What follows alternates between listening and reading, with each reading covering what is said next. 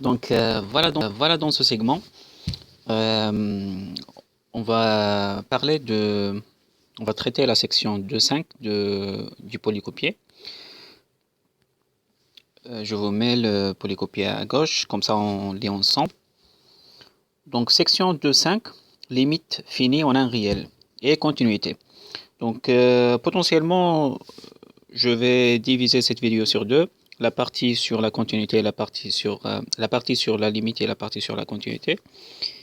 Euh, si je trouve que la vidéo est très longue. Euh, déjà, qu'est-ce que c'est? On va traiter qu'est-ce que c'est la notion de limite d'une fonction. Donc, j'ai besoin de définir une fonction et j'ai besoin de définir, de préciser ou bien de fixer un point. Parce que la limite, c'est une notion locale. Donc, on parle de limite d'une fonction dans un point. Donc, on fixe les outils avec lesquels on va travailler. Donc, soit f, une fonction réelle à valeur réelle, son ensemble de départ c'est E, noté E, et soit x0, un élément de R. Donc déjà, il faut remarquer qu'on n'impose pas à x0 qu'il appartient à E. Donc on va parler de la limite de la fonction dans un point x0, mais pour le moment, là, on n'a pas supposé que x0 appartient à E. Par contre, on suppose qu'un bout de l'axe réel qui est collé à x0 soit dans E. Donc ce que vous avez ici comme condition. Donc le E contient un bout de l'axe réel. Et le bout de l'axe réel, tout simplement des intervalles. Les intervalles qui sont collés à x0. Soit le x0 il est dedans, soit le x0 il est juste à l'extrémité à gauche ou à l'extrémité à droite. Ou bien, comme ici, et en fait les intervalles les plus pertinents ici, si vous aurez l'occasion de faire une définition rigoureuse, vous allez regarder qu'on se sert de ces intervalles. Et je vais parler un petit peu pourquoi. Donc les intervalles centrés, ce qu'on appelle les intervalles centrés en x0 et pointés. Donc où le x0, on élimine le x0. Donc c'est ça la condition qu'on ajoute sur E, c'est qu'il contient des voisinages, les parties qui sont proches de x0 sans nécessairement contenir le x0. Donc on dira que f a pour limite L en x0 et on écrit donc là je vais écrire, donc on écrit limite de x lorsque x tend vers x0 de f de x égale à un L fixe. Donc là on parle d'une limite finie. Il ne faut pas confondre, là on parle d'une limite finie et on va traiter des théorèmes concernant les limites finies et dans la section suivante on va parler sur les limites infinies. Donc le L maintenant c'est un réel. Donc, et c'est quoi la définition? Quand est-ce qu'on dit que la limite de f de x lorsque x tend vers x0 égale à L? Donc comme on peut lire sur le polycopier, c'est que la fonction, donc voilà, si quand x est proche de x0, f de x est proche de L.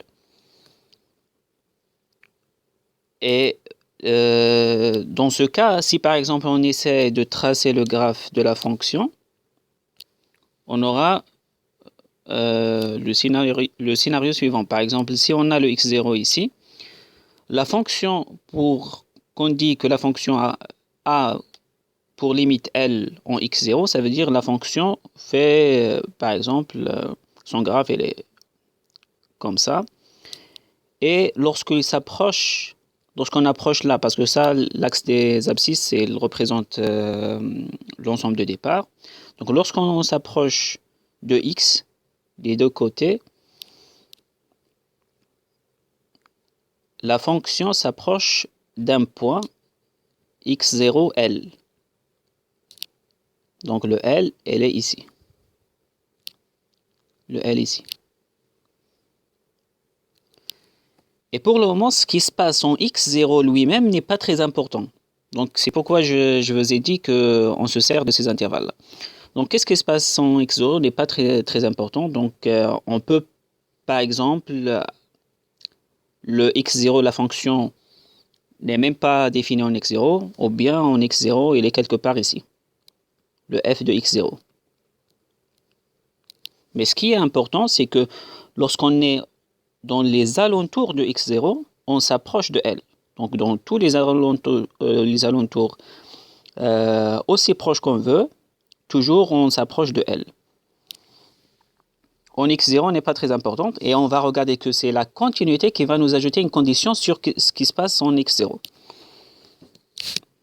Donc voilà une explication générale, mais là on vous donne une explication. Je vais essayer de lire avec vous le polycopier et vous donner une explication plus précise qui vraiment représente la définition formelle de la continuité. Donc, il vous dit si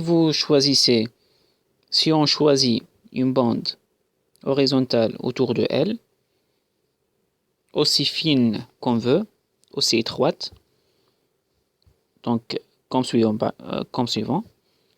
on peut toujours trouver. Donc là, vous pouvez regarder que notre graphe, il rentre dans la bande ici, et il sort ici.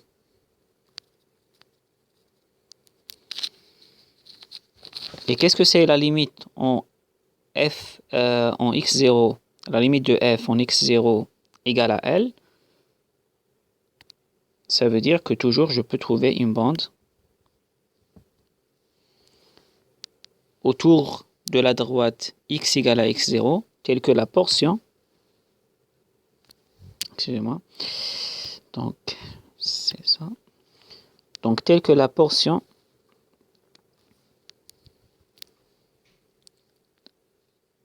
que j'ai ici en intersection avec le graphe CF, elle est dans ma bande, la bande horizontale. Et c'est ça, qu'est-ce que ça veut dire? Que lorsque je m'approche de x0, je m'approche ici de L. Je répète, si je prends une bande H,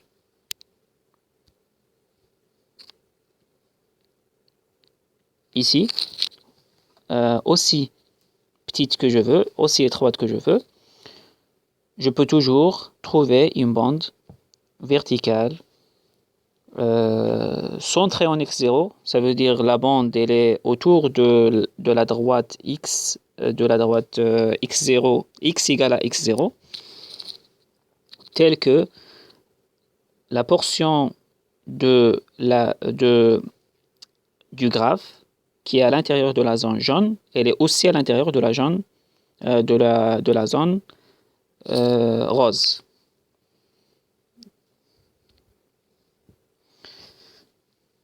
Donc voilà. Sinon, je passe à la partie suivante sur la continuité. Donc là, je vous rappelle que donc là, j'ai noté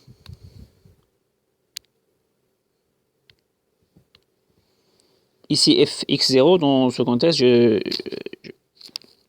Donc je répète que j'ai dit que qu'est-ce qui se passe en x0 n'est pas très important et que la fonction peut ne pas être définie en x0. Là, j'ai supposé par exemple dans l'exemple que je veux donner ici que la fonction admet une image ici.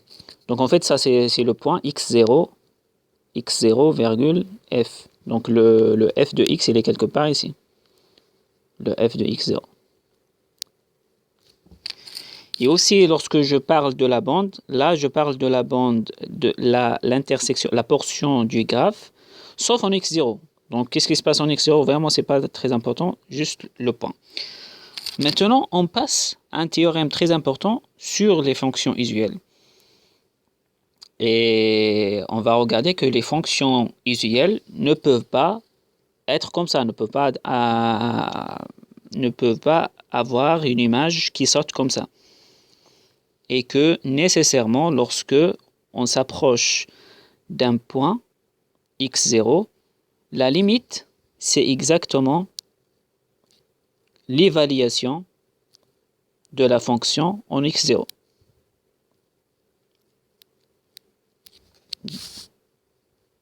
Ça, c'est pour les fonctions usuelles.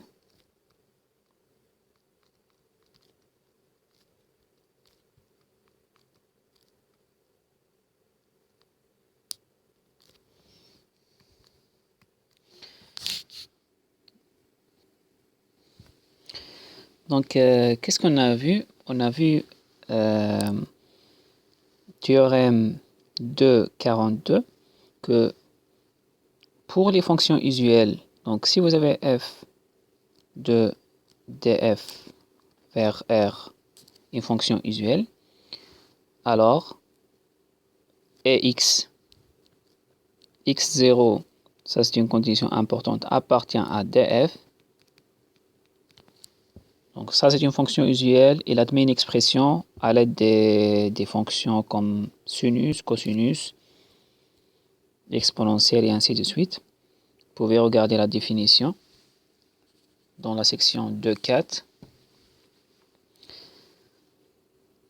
Donc pour les fonctions usuelles, on a limite de x tend vers x0 de f de x égale à L. Donc je vais l'écrire comme ça, à L. Donc il existe une limite en x0. N'importe quel x0 appartient à df, il existe une limite finie.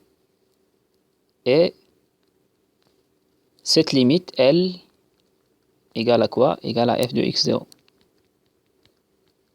Donc on peut écrire directement que ça égale à f de x0. Donc les fonctions usuelles vérifient cette propriété-là. Donc vous avez remarque de 43. La condition que x0 appartienne au domaine de définition de f est essentielle. La fonction x associée sinus 1 sur x est une fonction usuelle sur R étoile, mais n'a pas de limite en 0. Donc la fonction x associée. Donc si je veux donner un exemple, si je prends la fonction usuelle x associée sinus x, en fait, son domaine de définition, c'est R tout entier. Alors, c'est quoi? Si je demande calculer la limite de x tend vers 0 de cette fonction-là, donc là, on écrit en général l'expression. Donc, c'est quoi? Puisque sinus est une fonction usuelle, en utilisant le théorème, ça c'est juste l'évaluation de sinus en 0. Donc c'est sinus de x0, maintenant qui est égal à 0. Et c'est quoi sinus de 0? C'est 0. Donc là on a calculé qu'est-ce que c'est la limite de sinus x en 0. La remarque, elle vous demande, est-ce qu'on peut calculer la limite de sinus maintenant de 1 sur x0, de 1 sur x, lorsque x tend vers 0. Là, on est coincé. On ne peut pas utiliser le théorème parce que dans les conditions du théorème, il faut supposer que le point ici, le x0, appartient au domaine de définition et vous savez que cette expression-là n'est pas calculable pour 0 parce qu'on aura un 1 sur x, un 1 sur 0 qu'on ne peut pas calculer. Donc là, on est coincé, on ne peut pas utiliser le théorème.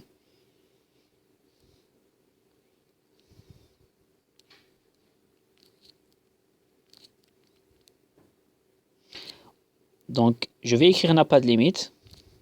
Ce que je viens de dire n'est pas suffisant pour dire que n'a pas de limite.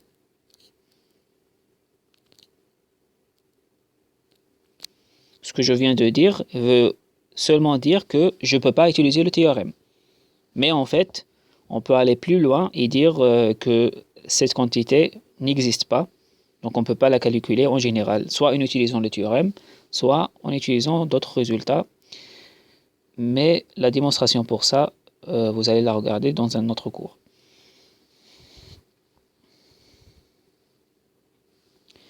Donc je passe à la définition maintenant. Donc cette propriété-là, donc je viens de vous dire que dans l'autre segment que ma fonction, si j'essaye, donc j'ai encore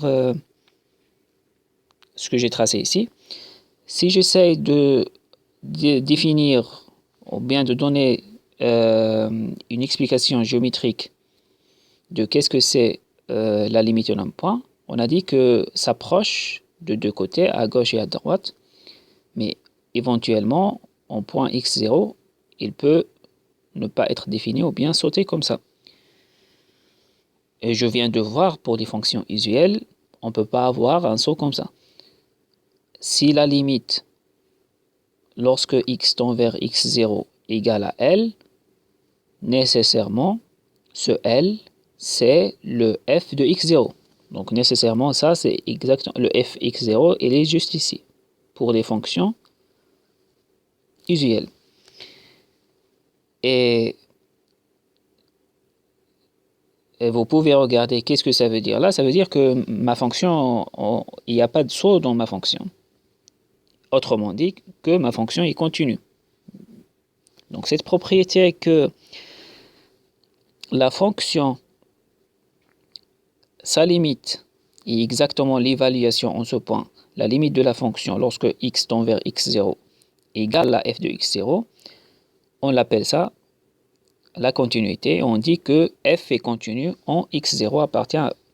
Donc définition de 44. Donc là, je vous ai donné la définition de limite. On a dit que c'est une définition qui dépend. Il faut fixer un x0, donc c'est une définition locale.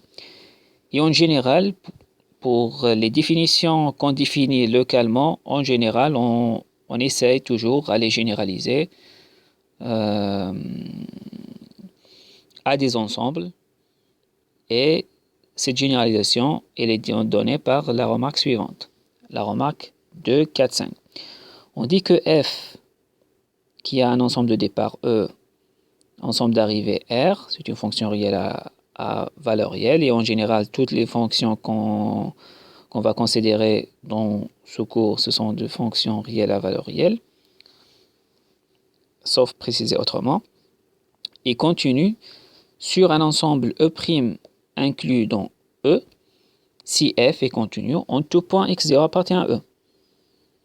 Donc, pour dire que f est continu sur un ensemble maintenant, pas sur un point, ça veut dire que tout simplement, c'est d'une manière naturelle qu'il est continu en tout point dans cet ensemble-là.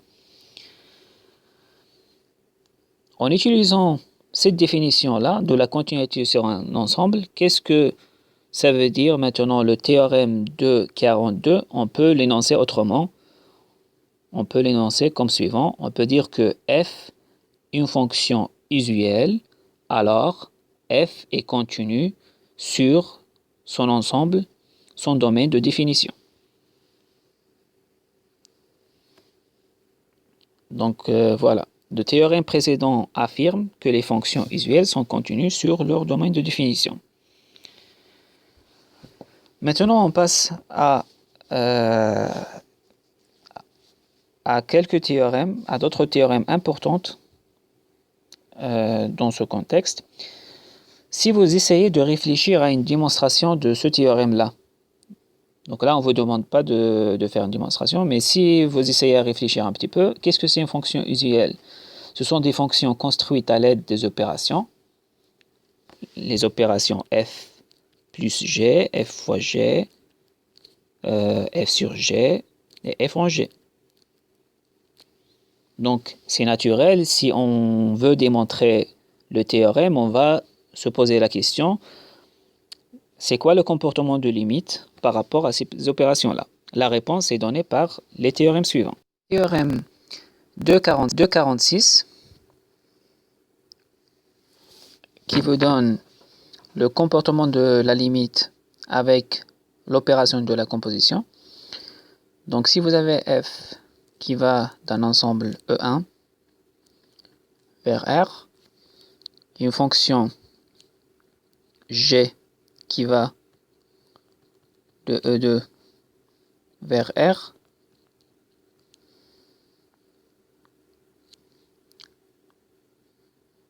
et que x0 appartient à E1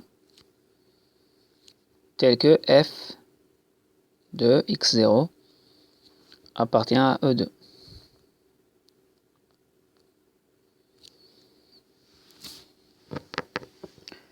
Donc si vous avez les deux conditions suivantes, limite de x tend vers x0 de f de x égale à y0 et limite de x tend vers y0 de g de x égale à L, alors limite de x tend vers x0 de g rond f de x égale à L. Donc le théorème, il vous affirme que lorsque x tend vers x0, puisque lorsque x tend vers x0, le f tend vers y0 et le g, donc maintenant ça c'est g de f de x. Donc lorsque le f de x tout entier converge ou bien tend vers le y0, le g tend vers L, donc on a les résultats. Donc le résultat est naturel si vous essayez de réfléchir à ces conditions-là, mais ça reste un résultat à démontrer. Donc, et maintenant si vous avez besoin de l'utiliser, il faut juste citer le théorème. On passe à l'autre théorème. Donc théorème de 47,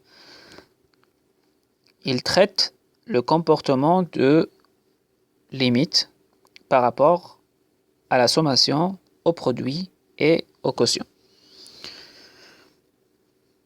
Donc vous avez f, une fonction réelle à valeur réelle, g qui part de E vers R, g part de même E, parce que sinon on ne peut pas définir la sommation, le produit, ou bien on peut les définir sur un ensemble qui est en intersection, comme vous pouvez voir sur la remarque dans la section précédente. Donc en général, on parle du même ensemble lorsqu'on parle de la sommation de produits et de quotient. Donc deux fonctions telles que x0 appartient à E et limite de f de x égale à L lorsque x tend vers x0, L1 est limite du g de x égale à L2 lorsque x tend vers x0. Alors, avec ces conditions-là, vous avez 1, limite, donc ça c'est alors, limite de la sommation de f plus g de x lorsque x tend vers x0 n'est autre que la sommation des limites. Donc on peut lire ça, limite de la somme, c'est la sommation des limites. Donc c'est la sommation de limites. C'est limite de x tend vers de x0 de f de x plus limite de g de x lorsque x tend vers x0. Autrement dit, c'est L1 plus L2. Deuxième conclusion, c'est que limite de fg, donc d'une façon aussi naturelle que la limite de produit, c'est le produit des limites. Donc égal à L1 fois L2. Troisièmement, pour le quotient, la même chose. Il faut juste faire attention que on ne divise pas sur un 0. Donc f sur g de x égale à L1 sur L2 à condition que L2 soit différent de 0. Donc voilà pour le comportement de limite par rapport aux opérations. Vous avez un autre théorème très important qui s'appelle théorème de Gendarme. Donc on va le lire ensemble. Donc théorème 49. C'est un théorème très important. Donc on va lire ensemble. Soit f qui va de E vers R et G- qui va de E vers R. Donc f c'est une fonction qui part de E vers R. Et vous avez un G- qui part aussi de E vers R. Et G+ qui part aussi de E vers R. La condition sur fg plus et g-, ce sont les suivantes. On a deux conditions. Donc f est compris, ou bien est comprise entre g1, g- et g+. Et deuxième condition, c'est que g- et g+ convergent vers la même limite lorsque x tend vers un x0 appartient à E. Donc il faut juste fixer un x0. Donc x0 appartient à E. Donc deuxième condition, c'est que limite de x tend vers x0 de g+, de g- égale à limite de x tend vers x0 de g+, égale à L. Un L appartient à R. Et c'est quoi la conclusion? Donc la conclusion, c'est que G1 va pousser F d'en bas vers L et G+ va pousser aussi le F d'en haut maintenant vers L. Donc nécessairement, c'est quoi la conclusion? C'est que la limite de F, c'est exactement L. Donc la limite de F, c'est exactement L. Donc alors, limite de x tend vers x0 de f de x égale à L.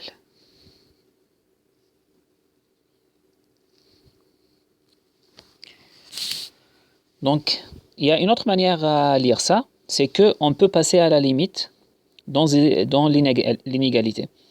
Donc, c'est comme si on a passé à la limite ici. Donc, la limite de f, on a passé à la limite à gauche. La limite de g-, c'est L. La limite de g+, c'est L. Donc, qu'est-ce qu'on trouve? On trouve que la limite de f, elle est comprise entre L et L. Donc, nécessairement, la limite de f, c'est L. Donc ça, c'est une autre manière de voir ça. C'est comme si on a passé à la limite dans l'inégalité. Donc voilà, on a terminé cette partie.